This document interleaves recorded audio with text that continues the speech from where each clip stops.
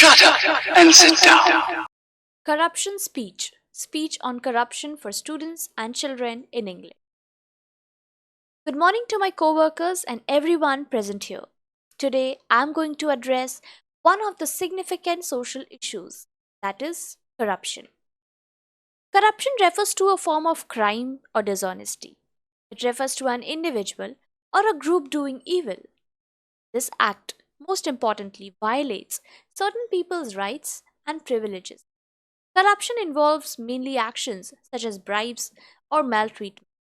Corruption can occur in other ways in any case. Corruption is a representation of dishonest and selfish actions.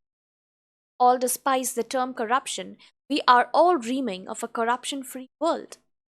Since time immemorial, in one form or another, corruption in India has prevailed. The link between bureaucrats, politicians, and criminals is responsible for corruption in India. Bribes were given in the previous days because things were wrong, but bribes are compensated now for the right things in society.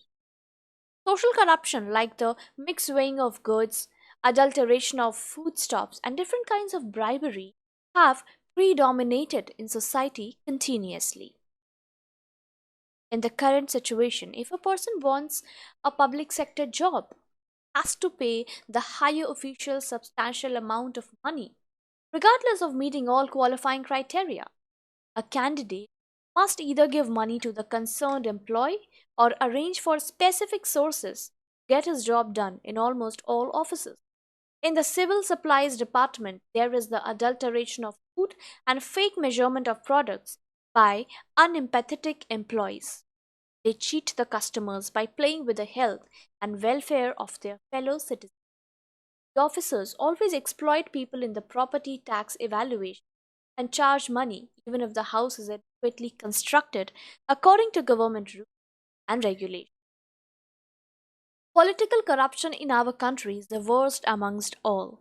The most significant reason for concern is that corruption dehumanizes the governing body and degrades the fundamental value of the law that regulates society.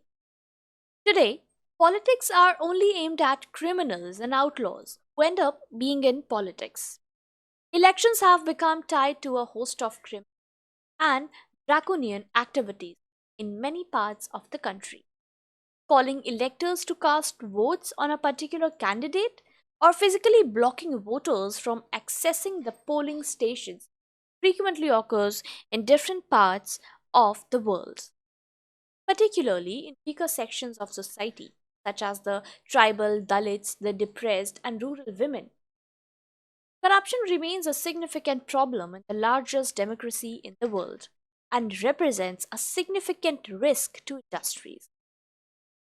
India slipped further down the rankings of the Corruption Perception Index (CPI) for 2009, an annual assessment by Transparency International that ranks 180 countries and territories worldwide on perceived public sector corruption. The largest sources of corruption in India are entitlement programs and social spending schemes enacted by the Indian government. Indeed, corruption free India is a possibility if we want to clean up the system by starting at our level. Concrete and robust actions are required to curb the threat, and an environment needs to be built where decent democratic ideas are put forward, present the nation sincerely and genuinely for the sake of the country's people. Let us do our best to keep India free of corruption, and one day we will certainly see a corruption free India, which we all dream of.